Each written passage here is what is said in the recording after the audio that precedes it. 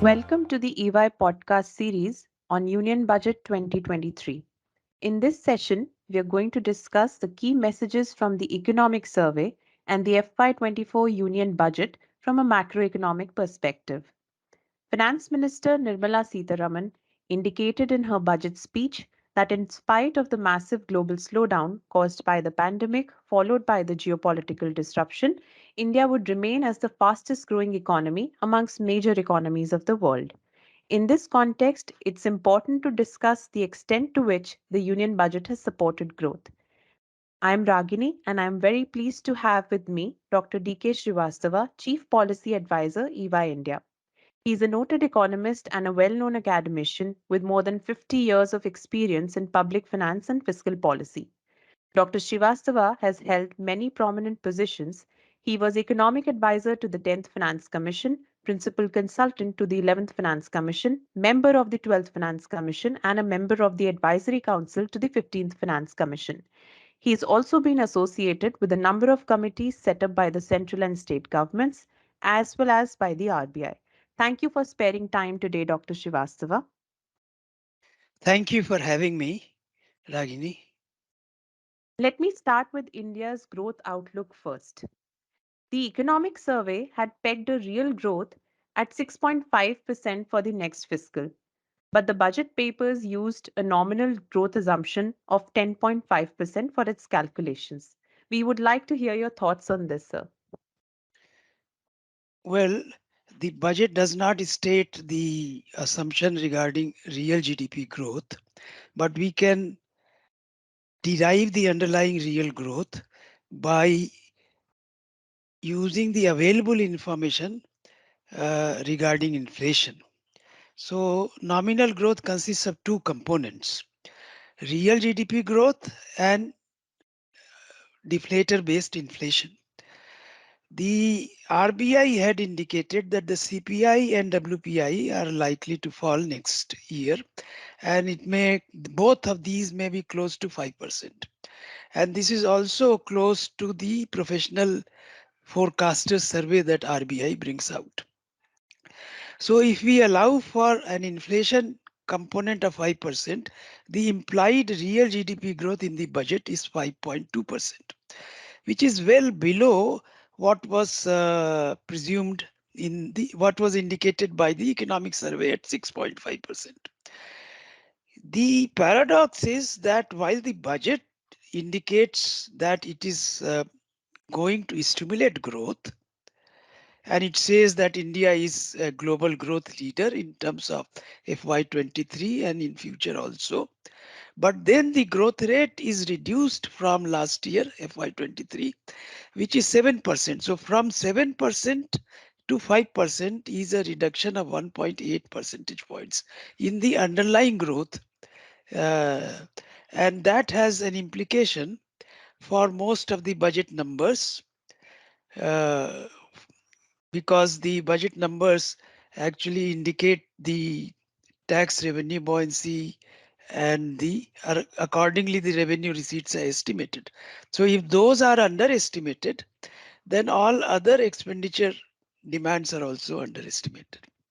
Incidentally, in FY23, the nominal growth assumption was 11.1%, but the realization came out to be 15.4%. So only 1 year prior to FY24, government showed that it had underestimated the nominal GDP growth in FY23. It is quite possible that is still underestimating uh, nominal growth at 10.5%, although the margin may be not as large as last year. Right, sir. Those are valid points. I move to the next question. The FM has taken a target of fiscal deficit of 5.9% of GDP for the next year, but expects the deficit to come below 4.5% by 25-26. If that is the glide path, how long is it going to take to bring the fiscal deficit below 3%, which was the original target of the FRBM Act? Well, This year, the adjustment is from 6.4% to 5.9%. That is half a percentage point.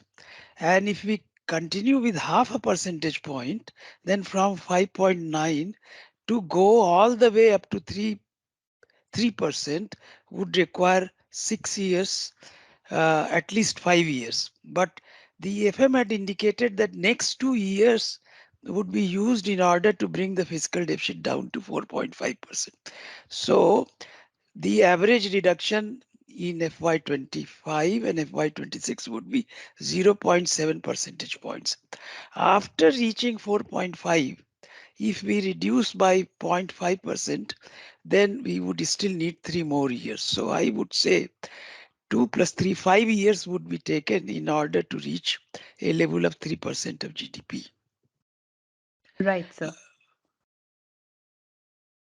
But of course, the FM has not indicated whether they intend to reach that level of 3% or whether, as recommended by the 15th Finance Commission, they would set up a high powered committee to re examine the FRBM target, which had given for the center a target of 3% of GDP.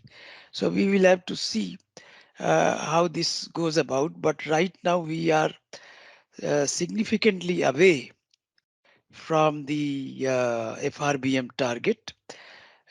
Incidentally, it has a significant implication for interest rates because when government borrows relatively a large amount from the available investable resources, then what becomes available for the private sector and the non-government public sector becomes less.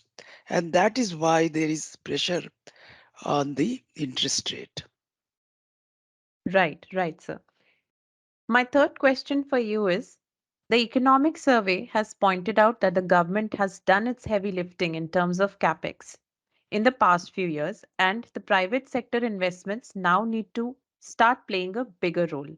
But with capacity utilization in the manufacturing sector having fallen to 72.4% in the first quarter of FY23, how realistic is the expectation of a much higher private sector investment this year? Well, government's own investment expenditure is meant to crowd in private investment expenditure. But the relative importance of government capital expenditure, even if we combine central and state capex, is only 5% of the overall gross fixed capital formation. So the relative role of private investment expenditure is much larger than that of government capital expenditure. So the crowding in effect would be dependent on the demand that gets created both through investment stimulus and through any upward lift of consumption expenditure. Both are important components, but even more important is the determination of private investment expenditure as a function of interest rate. Now, right now, because of high inflation rates and because of US Fed increasing the Fed rate, there is pressure for the nominal interest rates or the policy rate in India to be uplifted.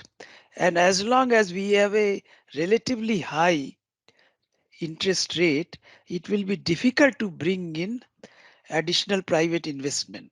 And unless demand increases and unless cost of investment goes down, capacity utilization may not pick up. So I would say that new investment would start once capacity utilization crosses the threshold of 75%.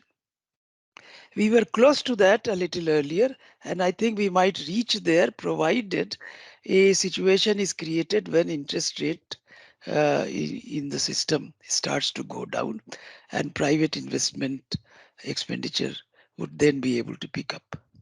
Those are pertinent points, sir. My last question to you is, the budget anticipates much lower subsidy expenditures this year.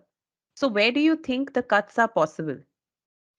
Well, the reduction in subsidy expenditure uh, has cut across both food subsidies and fertilizer subsidies and other petroleum price linked subsidies.